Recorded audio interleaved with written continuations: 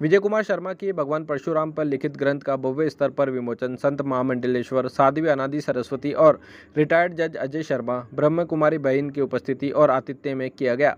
राष्ट्रीय सिंधी समाज, India international music lover society, Sindhu सत्कार समिति द्वारा सभी को मोतियों की माला, शॉल ओढ़ाकर, इष्ट देव झूलेलाल का दुपट्टा और सिंधी टोपी पहनाकर अभिनंदन किया गया। इस मौके पर डॉक्टर लाल थदानी के साथ डॉक्टर दीपा थदानी, डॉक्टर कुलदीप शर्मा, कुमकुम जैन, सरला शर्मा, डॉक्टर गायत्री उपस्थित रहे। संतों की जरूरत है क्योंकि उनको किसी जाति से, धर्म से कोई मतलब नहीं है। संत सारे समाज के लिए, हिंदू धर्म के लिए संत सबके लिए उपलब्ध है।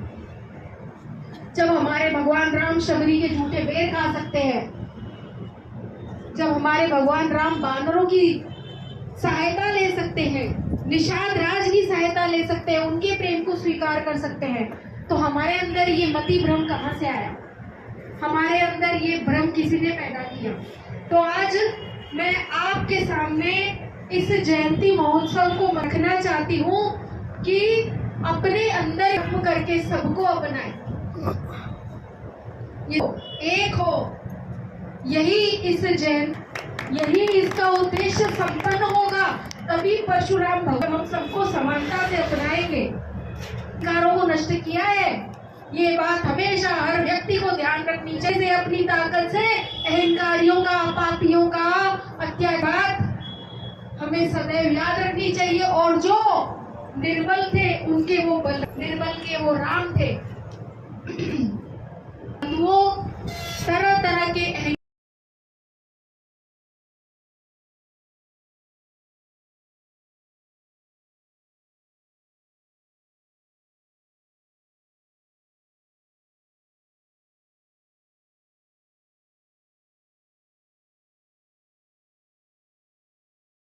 लोग ऐसे लोगों से घिरे हुए हैं, अपने अपने फर से निकालने पड़ेंगे, अंदर के भी बाहर के भी, और संगठित होना पड़ेगा।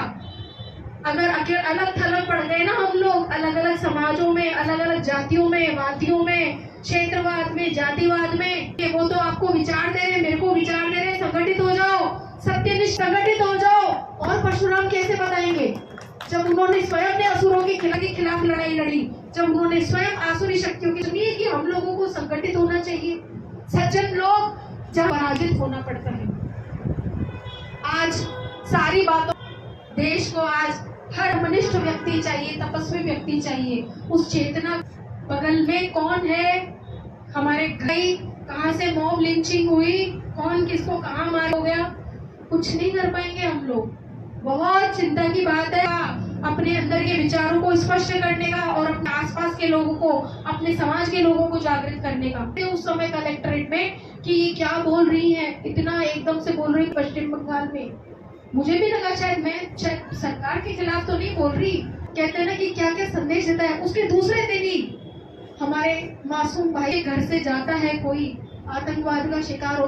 केवल वहां तक नहीं है, हमारे लिए चाहिए आंखें बंद करने से सच्चाई नहीं, बात संगठित होना पड़ेगा, अपने बच्चों को समझाना पड़ेगा, तैयार करना पड़ेगा, पाश्चात्य संस्कृति से दूर रखना पड़ेगा। और ये जो कचरा जाता है हमारे बच्चों के परोसा जाता है, अश्लील गाने, पता